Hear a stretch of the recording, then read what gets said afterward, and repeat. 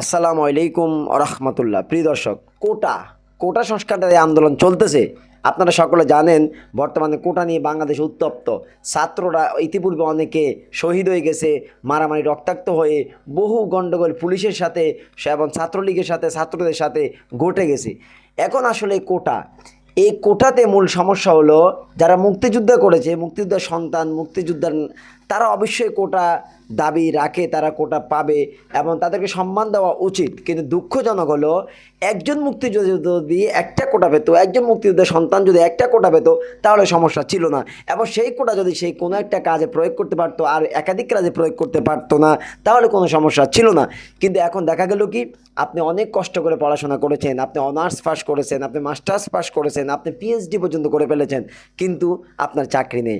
পক্ষান্তরে যারা মুক্তিযোদ্ধার সন্তান, তাদের নাতি পুতি, তারা ওই গড়ের নাতিপুতি আবার ওই ঘরে আবার সন্তান, অর্থাৎ একজন মুক্তিযোদ্ধা তার সন্তান, তার ওই সন্তানের ঘরে আবার সন্তান, আবার তাদের ঘরে সন্তান, এভাবে অনেকেই কিন্তু এক কোটা একাধিকবার ব্যবহার করে বিভিন্ন জায়গায় বিভিন্ন স্থানে, যার কারণে তাদের মেধার প্রয়োজন না হলেও তারা সহজে চাকরি পেয়ে যায় কোটা ইস্যু দেখিয়ে। আর এটা তো একটা বৈষম্য তৈরি করে পক্ষান্তরে মেধাবী ছাত্রদের সাথে। এখন একজন মেধাবী ছাত্র সে পড়াশোনা করে এত কষ্ট করে কেন? চাকরির জন্য। গরিব ঘরের সন্তান, এই যে আবু সাঈদ, যাকে হত্যা করা হয়েছে পুলিশের গুলিতে, এই আবু সাঈদ অনেক কষ্ট করে পড়াশোনা করেছে, গরিব ঘরের সন্তান, তার বোনের আর্তনাদ আমরা দেখেছি। কিন্তু এই আবু সাঈদের মতো লোকেরা চাকরি পাবে না, কারণ তাদের কোটা নেই।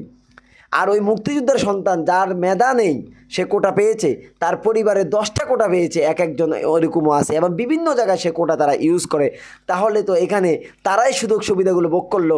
এই যে 56% কোটার কথা বলা হচ্ছে, 56% কোটা, তার মানে 56% কোটা যদি ইউজ করা হয়, তাহলে আর বাকি 46% মানুষ কিভাবে চলবে? এটা তো হতে পারে না।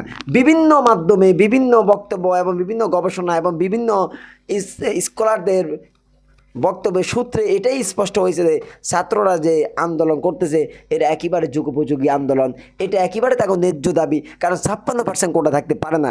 আমি কোনো গবেষককে, কোনো আইন বিভাগের শিক্ষককে এবং গবেষককে বলতে শুনেছি যে শতকরা 5% কিন্তু 10% কোটা থাকতে পারে। আর আমরা দেখেছি ছাত্ররা কোটা বাতিল চায় না, তারা কোটার সংস্কার চায়। সর্বশেষ আমার কথা হলো যে কোটার নামে আপনি একটা পরিবারে যদি একাধিকজন কোটা পায়, তাহলে তার আর মেধার প্রয়োজন হয় না, তার যোগ্যতার প্রয়োজন হয় না। সে ওই কোটা বিভিন্ন জায়গায় ব্যবহার করে সে সুযোগ সুবিধা লাভ করে। কিন্তু পক্ষান্তরে যারা শিক্ষিত, যারা জ্ঞানী গুণী, তার মেধার এই বিকাশ তারা কোনো কাজে লাগাতে পারে না।